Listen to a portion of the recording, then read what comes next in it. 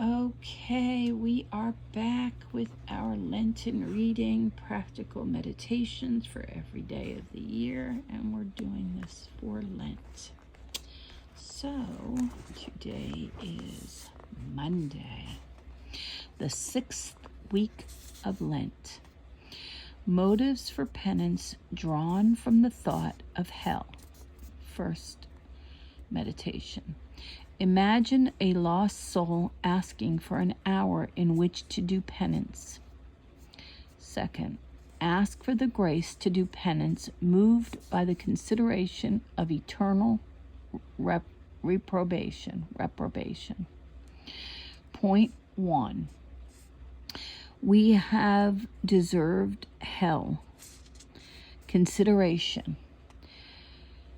I have merited hell. First motive, Adam, by his disobedience, drew down upon himself the sentence of everlasting condemnation. God, it is true, gave him certain hope of escaping it when he foretold the advent of a Redeemer, but on the condition that he should do penance all the days of his life. In the sweat of thy face thou shalt eat bread, was the command. With what gratitude did Adam receive his gracious commutation of his punishment, long and severe as it was? So in modern days, criminals condemned to death have sometimes their penalty altered to servitude for life. Application. If you have committed one mortal sin, you ought to say to yourself, I have merited hell, as did also our first father, Adam. And if I am to escape, it is also on the condition of leading a life of penance. That's what I've been doing these years. Thus, the Council of Trent, speaking in general terms, says, all the life of a Christian should be a life of penance. How much more true is this if you have sinned yourself, even though it be but once? Besides, if you go down to hell in spirit and behold the punishments which the lost endure and which last to all eternity, suffering in this life will seem light, and you will say with St. Augustine, here below, O Lord, burn, cut, and spare me not, so long as thou sparest me in eternity. Affections and resolutions. Wow, that's powerful. Point 2, the fear of hell. Consideration. Hell threatens me. And second motive, the words of our Lord are explicit. Except you do penance, you shall all likewise perish. How is this? Because pride and concupiscence, which since the fall have infected our mind and heart, rule out our actions and will infallibly lead us into every species of sin and disorder, without the practice of constant penance and mortifications. The history of religious orders proves this.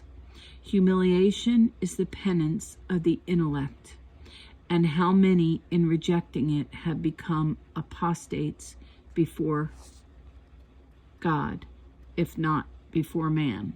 Oh, so that's what it's been. Yeek.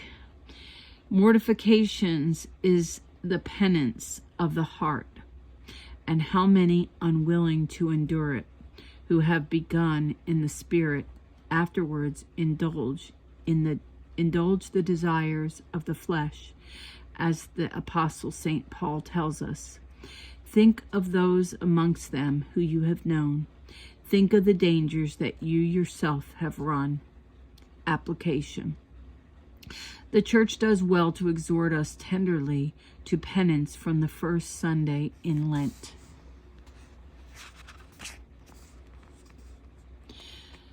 Let us embrace it willingly. This is Holy Week. We should strive, therefore, to do more than we have yet done. Affections and resolutions. Point 3. Others are lost. Consideration. Beings more perfect than myself are eternally lost. Third motive. The angels have fallen in heaven, and from heaven they were cast into hell. Faith assures us so. They had no time for penance. Immediate punishment followed their offense. Another and no less terrible truth. The renegade Judas had been called and formed by our Lord himself to the practice of religious perfection and the apostolic functions. He spent 3 years with Jesus, and there, secretly fostering an evil inclination, he at length became capable of conceiving and executing the most detestable of crimes, which led him to despair, suicide, and hell. Application. Wherefore he that thinketh himself to stand, let him take heed lest he fall, repressing every evil inclination by continual mortification. Such is the practical conclusion of the Apostle St. Paul.